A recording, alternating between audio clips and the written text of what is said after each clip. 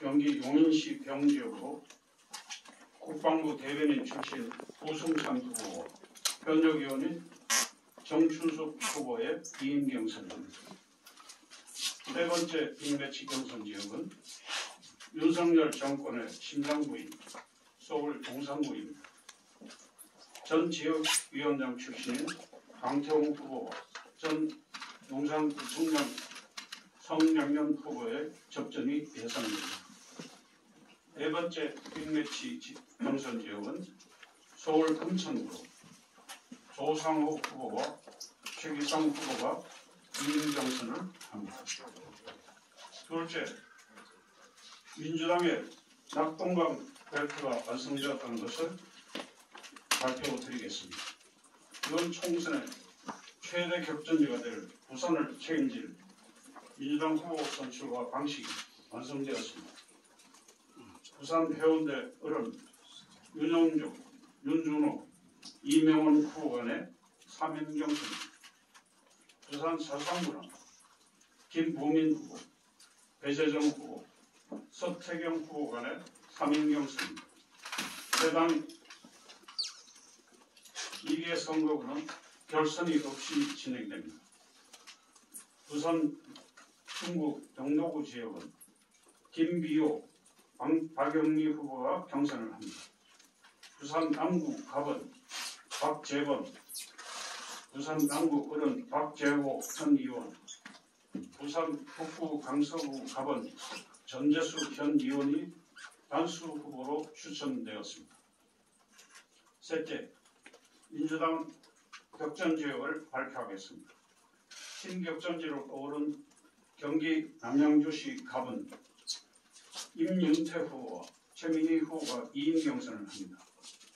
경기 성남시 분당구 을은 김병욱 의원, 경기 파주시 을은 박정 의원을 단수 후보로 결정했습니다. 경기 이왕 과천시 후보자로는 윤석열 정부 실정의 대명사격인 양평 고속도로 종점 비리 의혹을 만천하에 알린 이소영 의원을 단수 후보로 추천했습니다. 끝으로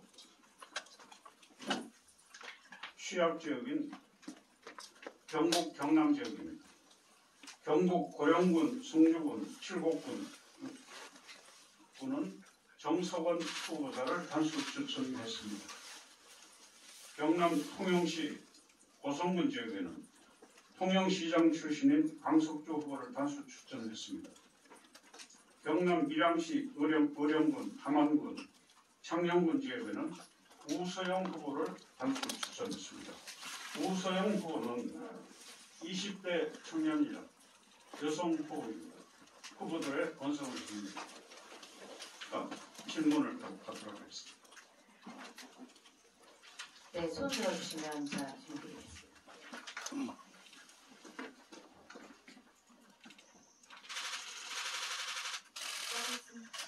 먼저 하시면 됩니다.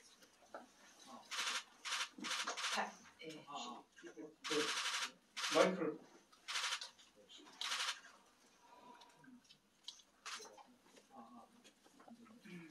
크게 말씀드릴게요. 네. 첫 번째는 건강이 지금 공천 신사가 당초 계획됐던 것, 또 국민의힘과 비교해서 조금 상대적으로 늦다라는 생각이 드는데 혹시 이유가 있으신지.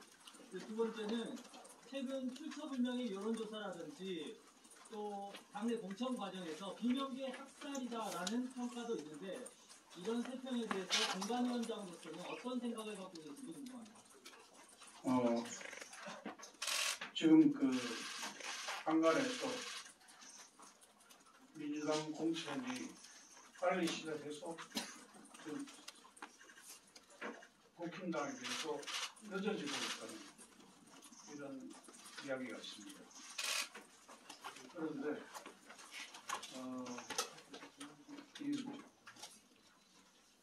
우리 민주당 공천은 시스템 공천이기 때문에 정식 이 절차를 밟고 면접을 하고 그리고 이 일정에 따라서 이 이 심사를 하게 돼 있습니다. 그래서 그렇게 그 예정대로 진행되고 있는데 국민의힘당이 늦게 시작해서 너무 빨리 이렇게 이 공천 심사를 진행하니까 좀 늦어지는 것처럼 보이지만 실제로는 거의 지금 50% 정도 지금 완료되어 있고 거의 그 예정대로 심사가 이루어질 것을 봅니다. 다만 한 가지 이 공천 심사를 늦추게 하는 그 요인은 그 선거구 획득이 늦어졌어요. 이 분구가 되고 합구가 되는 이런 지역에서는 지금 심사를 출석할 수 없는 상황이 벌어지고 있습니다.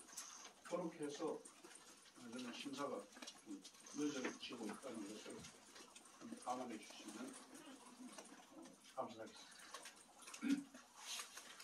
혹시 비명의 공천 학살 뭐 이런 평가에 대해서는 공관위원장으로서 하신 말씀 있으신가요?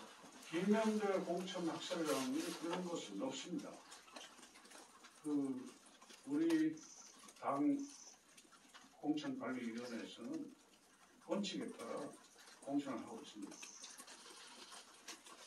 비명계 공천이 어떻게 학살이 일어났는지 모든 것이 그 당이 정해놓은 그 원칙과 절차에 따라서 이루어지고 있기 때문에 비명계 학살이라는 것은 우선 근거가 없다고 보고 있고요.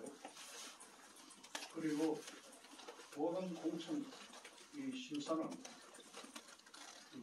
저희 책임하에 이루어지고 있습니다. 그래서 제가 아는 한은 비명계 공천 학살은 없다고 제가 말씀드릴 수 있습니다. 네, 다음 질문 받겠습니다. 네, 먼저 손 들어주십니다. 안녕하세요. 저 연예뉴스 정윤주 기자라고 합니다. 우선 그 부산 남구 갑이랑 부산 남구 을은 좀 합구가 되는 걸로 알고 있었는데 이게 합구가 안 된 채로 그냥 그대로 가는 건지 그게 궁금하고, 두 번째로는 최근에 그 하위 20%에 들어갔다고 몇몇 의원님들은 이제 직접 기자회견을 하기도 하셨고, 그 공관위원장으로부터 전화 받았다고 이제 기자회견을 하기도 하셨고, 또 이게 명단이 유출됐다 이런 좀 보도들도 있었는데 이게 어떻게 된 건지, 그리고 공관위원장으로서는 이런 명단 유출에 대해서 좀 어떻게 생각하시는지 여쭤보고 싶습니다. 그러니까 첫 번째 질문은 부산 남구 갑을이 그 애초에 좀 합구가 되는 걸로 알고 있었는데 이게 합구 안 되고 그냥 그대로 가는 건가요? 그거는 그 선거구 획정위에서 결정할 사항이기 때문에 선거구 획정위에서 그러니까 선거구 획정 여야 속정에서 그 여야의 그 선거구 획정 그 특위가 있습니다. 그래서 소상으로 결정할 건데 이 마감 시간이 20 며칠 나오거든요. 아마 그 부분에서 아마 타결이 되지 않을까 그렇게 생각합니다. 이제 두 번째 질문. 그 하위 20% 명단 유출 논란이 있었잖아요. 예. 이게 그러니까 유출이 정말 된 건지, 그리고 어떻게 좀 유출 논란이 이렇게 된 건지 좀 그런 과정에 대해서 설명을 해주셨으면 좋겠고, 그리고 이에 대해서 어떻게 생각하시는지 같이 여쭤보고 싶습니다. 명단 유출은 있을 수가 없습니다. 명단은 제가 갖고 있습니다. 제가 그 19일 날도 제가 그것을 봉인 해제해서 제가 직접 통보를 드렸습니다. 그래서 그 통보를 받은 의원님들이 스스로 그 자신의 자기가 통보를 받았다고 이야기하지 않는 한 이 공관위에서는 절대로 그 비밀을 지켜드려야 합니다. 그것이 그분의 그 프라이버시와 그분의 그 경선에서 그 성공을 위해서도 꼭 우리가 해드려야 하는 그 약속입니다. 왜냐하면 자신이 그런 그 명단에 포함됐다고 하는 것 자체가 나중에 경선에 들어갔을 때 그 상당한 불이익을 줄 수 있는 그런 문제거든요. 그러니까 저희들은 그 통보는 해드렸지만 그분만 알게 이렇게 해드렸습니다. 그러나 해당 그 통보받은 위원님들이 스스로 그것을 밝힐 때는 저희가 어떻게 할 수가 없고요. 그러나 끝까지 저는 그 명단이라든가 그것을 그분들의 몇 명이 그 명단에 들어가서 여러 가지 그 정보에 대해서는 전혀 이야기를 해주지 않는 것이 예의이자 의무라고 생각합니다. 그리고 그렇기 때문에 제가 이것을 완전히 통제하고 있기 때문에 명단 유출은 있을 수가 없습니다. 그래서 한간에 나오는 그 명단 유출된 명단을 제가 보고 있습니다. 또 뭐 좀 일부분 일치하는 부분이 있지만 참 상당 부분이 일치하지 않는 부분이 많습니다. 그렇기 때문에 그 문서는 그냥 추측성 그 자료라고 봐도 될 것 같습니다. 그 TV조선에서는 네. 자기들이 그 명단을 입수했다고 그렇게 보도를 했었는데 예. 그럼 이것도 사실이 아닌 건가요? 입수할 수 없습니다. 내가 가지고 있는데 어떻게 입수합니까? 네, 다음 질문 받겠습니다. 네. 간단한 질문인데 아까 부산 남구 갑을 합부 관련해서 만약에 합부가 된다면 이 후보들 다 경선으로 다시 치러지는 건지 궁금합니다. 그거는 그때 가서 우리가 공관위에서 심사를 통해서 경선을 할지 결정하겠습니다. 네. 끝쪽에 손들어 주시면 돼요.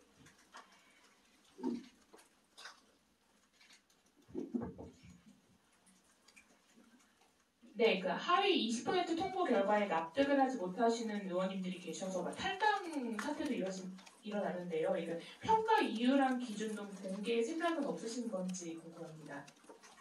평가 이유나 그에 대해서는 그분들이 그 통보를 받은 분들이 의의를 제기하면 48시간 이내에 규정에 따라서 의의를 제기할 수 있게 되어 있습니다. 의의를 제기하시면 저희가 그분에게 그 평가 내용을 고지해 드릴 수 있습니다. 그렇지만 그걸 일반하게 그분의 그 점수에 대한 여러 가지에 대해서 그 공개는 할 수 없다는 게 아까 말씀드린 것 똑같습니다. 비밀을 지켜야 된다는 그 의무와 그 배려 이것 때문에 그 일반에 공개는 못하지만 그 해당 당사자가 이 일을 신청했을 때 그 제의를 받으려고 한다면은 제가 그 평가위원회에 문의해서 구체적으로 어떤 점수를 받아서 제가 전달해 줄 수 있습니다. 기본적으로 지금 좀 혼돈하시는 게 이 지금 하위 20% 평가한 것은 저희 공관위에서 평가한 것이 아니고 우리 당에서는 선출직 공직평가위원회가 있습니다. 선출직 공직평가위원회가 있어서 이것은 거의 상설기구이고요. 그리고 지금 현재 그 12명으로 이제 구성되어 있는데 지금 그 통보해 드린 그 명단은 이 선출직 공직평가위원회가 2023년 7월부터 12월 말까지 약 8개월간에 그 13회 회의를 거쳐서 그 작성되었고 그 2023년 말에 그 평가위원회 위원장이 그 중앙당 총무 권고에 암호를 걸어서 보관했습니다. 그래서 그 이후에 제가 공관위원장이 되었지 않습니까? 그래서 제가 2024년 1월 10일에 평가위원장으로부터 직접 전화를 받았습니다. 아무도 없는 데서 직접 전화를 받았습니다. 그래서 지금까지 그 평가 그 20% 이하의 그 내용이 있지 않습니까? 그 비밀이 유지된 겁니다. 그래서 그렇게 이해해 주시면 고맙겠습니다. 네. 질문 주시면. 마이크 갈 겁니다. 그리고 이 질문 이후로 마지막 질문 하나 갖고 나옵니다.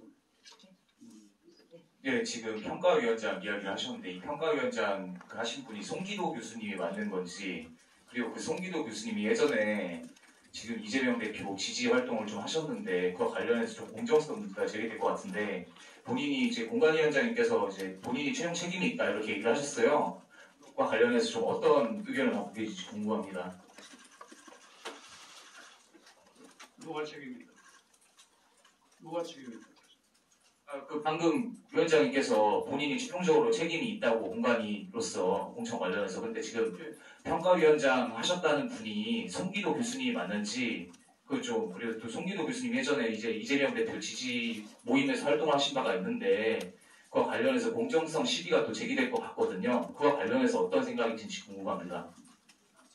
그 송기도 교수가 위원장인지에 대해서는 제가 확인해 주지 않는 게 도리라 생각합니다.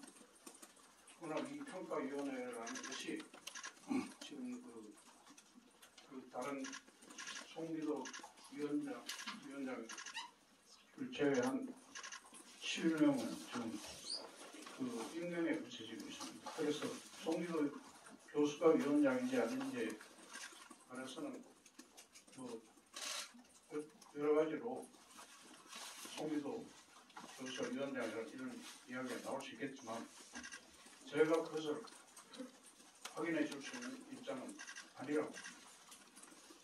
네, 마지막 질문 받고 마무리하도록 하겠습니다. 저희 브리핑이 오늘만 있는 게 아니기 때문에요. 추후에 차차 같이 얘기하시면 될 것 같습니다. 마지막 질문.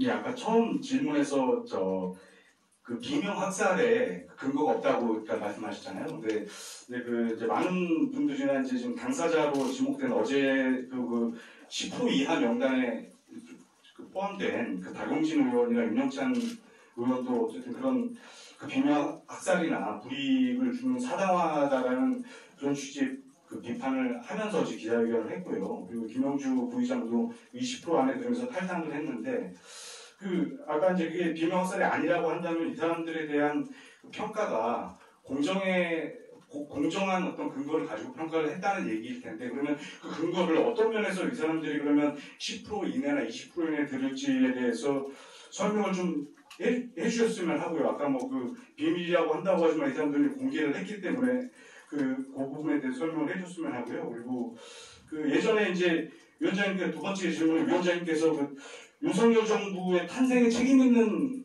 분들에 대한 자들에 대해서 책임 있는 자세를 보여달라고 했는데 이건 이제 어떤 그 친문계라든지 문재인 대통령과 어쨌든 친분이 있는 그런 의원이나 그런 정치인들에 대해서 뭔가 불이익을 줄 수 있는 거 아니냐라는 어떤 공정성 훼손에 대한 문제 제기들도 있는 것 같아서 그 부분에 대해서는 다시 한번 좀 어떻게 보시는지 한 말씀 부탁드리겠습니다. 그 평가위원회가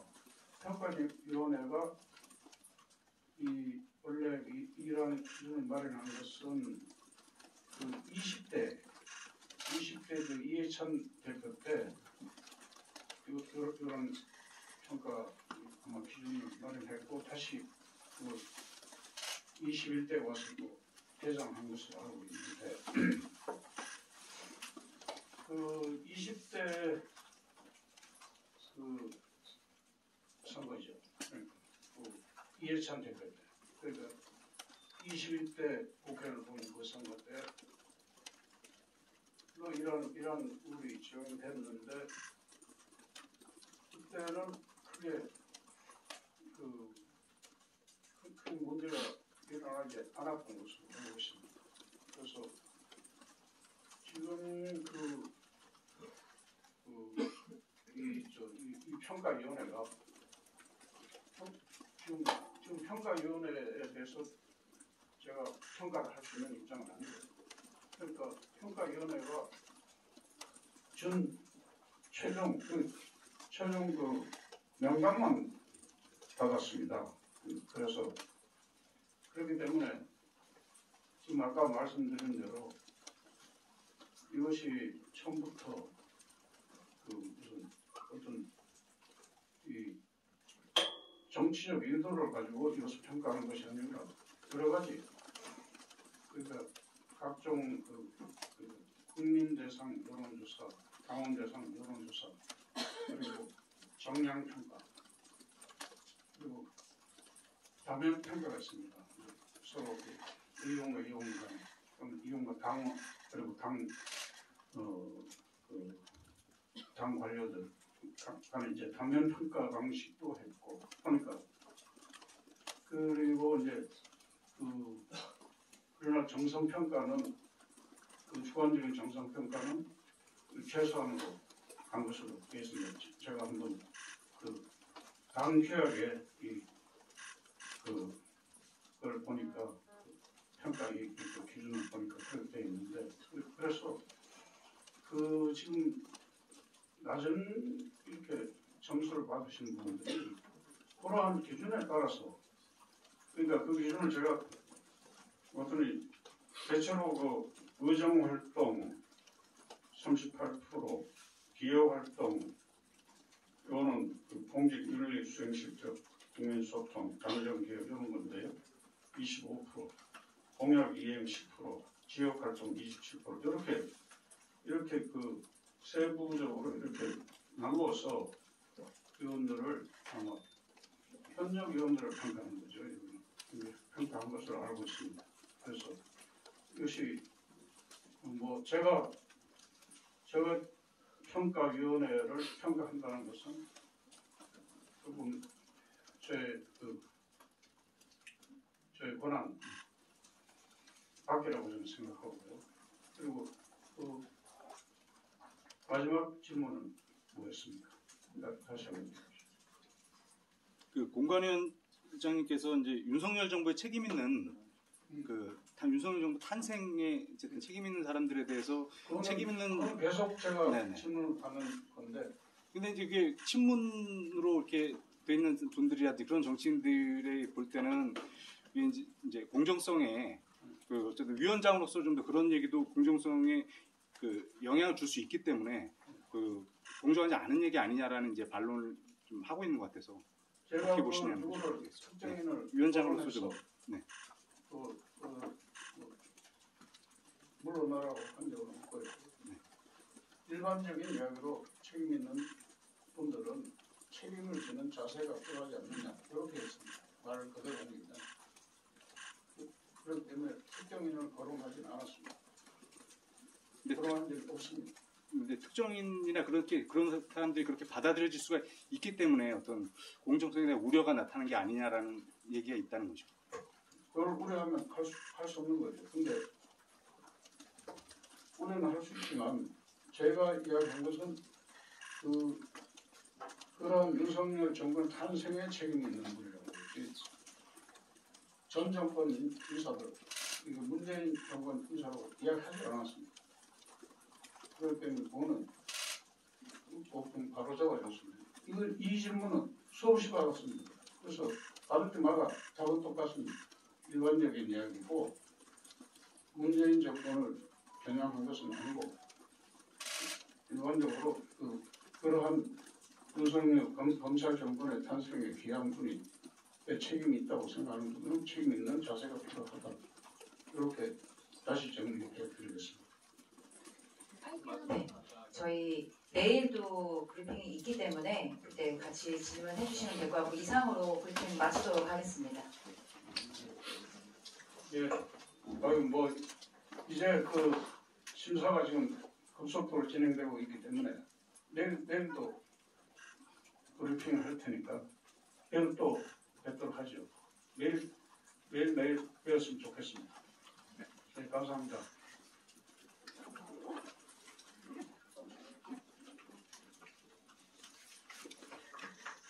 위원장님, 우리 10% 이내에 포함되어 있는 그 명단에 대해서는 지금 공고한 건 모른다는 말씀이신 건가요? 10% 이내나 20% 이내에 모르는 게 아니고 네네. 밝혀줄 수 없다는 게 비밀을 지켜야 된다.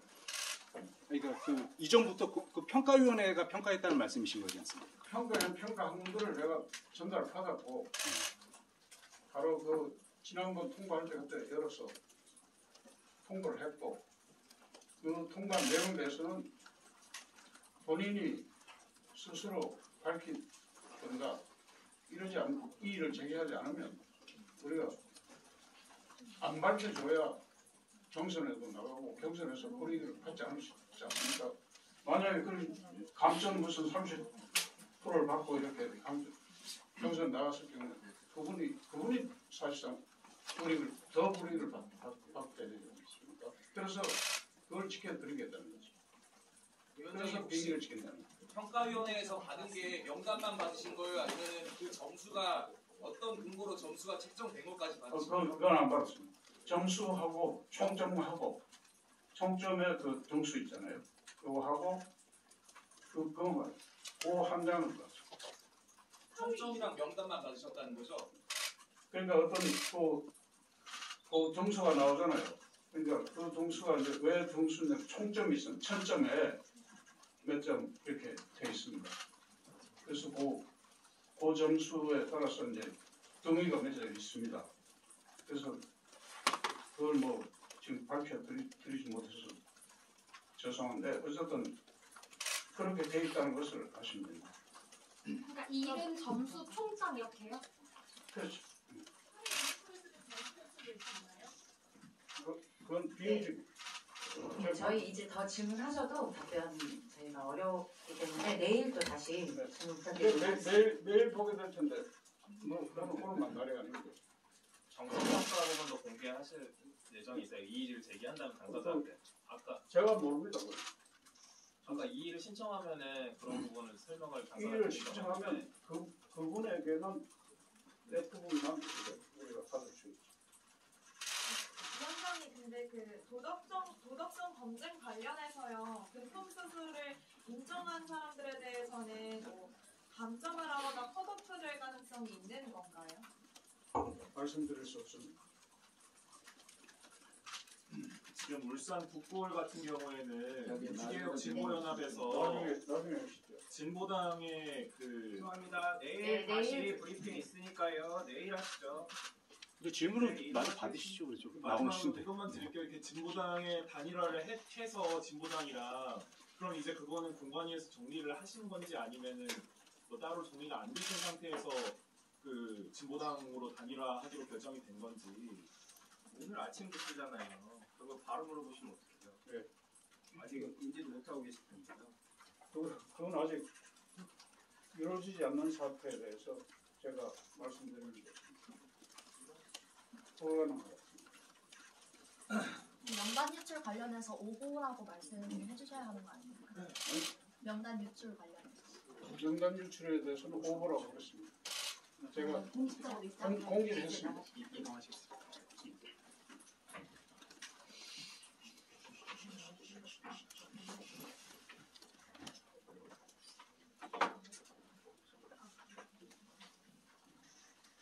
자, 그럼 내일 또 뵙겠습니다.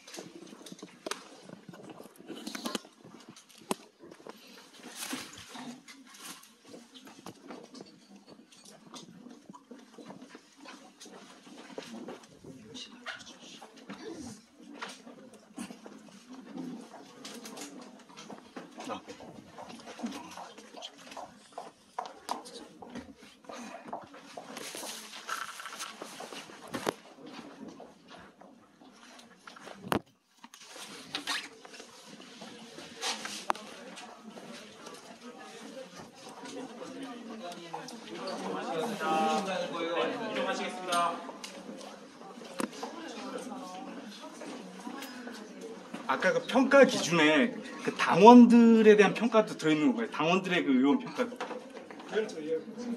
내일도 저희 내일도 일정이 있는데. 내일 브리핑 있어요. 내일은 내일. 똑같이 여기 보세요.